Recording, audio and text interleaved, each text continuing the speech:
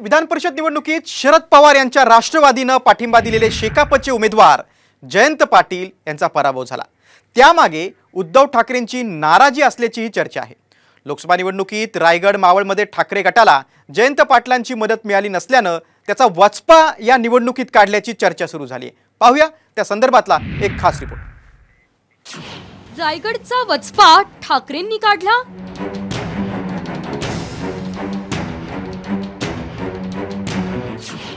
लोकसभेत मदत न केल्याचा पाटलांना फटका।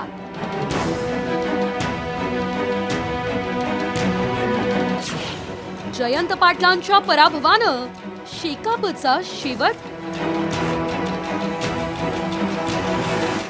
लोकसभेनंतर विधान परिषदेची निवडणूकही चुरशीची झाली। या निवडणुकीत शरद पवार यांच्या राष्ट्रवादीने पाठिंबा दिलेले शेतकरी कामगार पक्षाचे उमेदवार जयंत पाटील यांचा पराभव झाला। राष्ट्रवादीची 12 मतं होती। काँग्रेस, शेकाप आणि माकप यांच्या मदतीने जयंत पाटील हे पुन्हा विजयी होतील अशी शक्यता होती।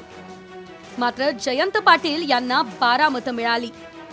काँग्रेसने आपल्याला मदत केली नाही असा आरोप जयंत पाटील यांनी निकालानंतर केला। तर सत्ताधाऱ्यांनी महाविकास आघाडीच्या नेत्यांवर निशाणा साधलाय। कपिल पाटील यांच्या पक्षाची स्थापनाच स्वतः उद्धवजींनी केली होती।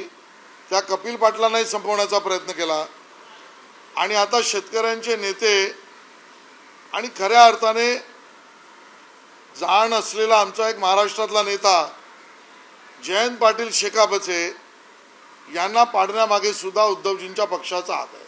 तुम्ही महाविकास आघाडी बनवता, त्याची सत्ता राज्यामध्ये जे शरद पवार साहेब आणतात, मग जयंत पाटील सारख्या लढवय्या माणसाचा तुम्ही का घात केला याचंही उत्तर शरद पवारांना महाविकास आघाडीला द्यावं लागेल। एकेकाळी प्रमुख विरोधी पक्ष असलेल्या शेतकरी कामगार पक्षाचा आता शेवट होतो आहे का असं चित्र आहे। कारण शेकापचे आता श्यामसुंदर शिंदे हे एकमेव आमदार आहेत। विधानसभेत संख्याबळ नसतानाही विधान परिषद निवडणूक जिंकण्याचा करिश्मा जयंत पाटील करून दाखवत असे। मात्र यंदा जयंत पाटील यांना पराभवाचा सामना करावा लागला। 3 दशकांनंतर त्यांची विधिमंडळातून एक्झिट झाली आहे। महाविकास आघाडीकडे 2 उमेदवार निवडून येतील एवढीच मतं होती। पण ऐनवेळी ठाकरेंच्या शिवसेनेने मिलिंद नार्वेकर यांना उमेदवारी दिली। त्यामुळे निवडणुकीत चुरस वाढली होती। जयंत पाटील यांना ठाकरे गटाची नाराजी भोवल्याची चर्चा आहे।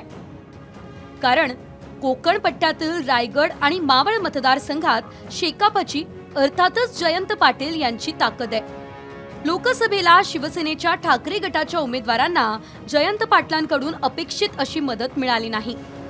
जयंत पाटील यांनी आपल्याला मांडणारी जवळपास लाखभर मतं सुनील तटकरे यांच्याकडे फिरवल्याची चर्चा आहे। त्यामुळे रायगडमध्ये अनंत गीते आणि मावळात संजोग वाघेरे यांना पराभवाला सामोरं जावं लागलं होतं आणि हीच खंत ठाकरे गटाच्या मनात होती। त्यामुळेच ऐनवेळी विधान परिषदेच्या निवडणुकीत मिलिंद नार्वेकर यांना ठाकरे गटाने उतरवून वचपा काढला। ही प्रतिक्रिया उमटते। लोकसभेसारखा विधानसभा निवडणुकीत विजय मिळवायचा असेल तर महाविकास आघाडीला अंतर्गत मतभेदांची दरी कमी करण्याची गरज आहे।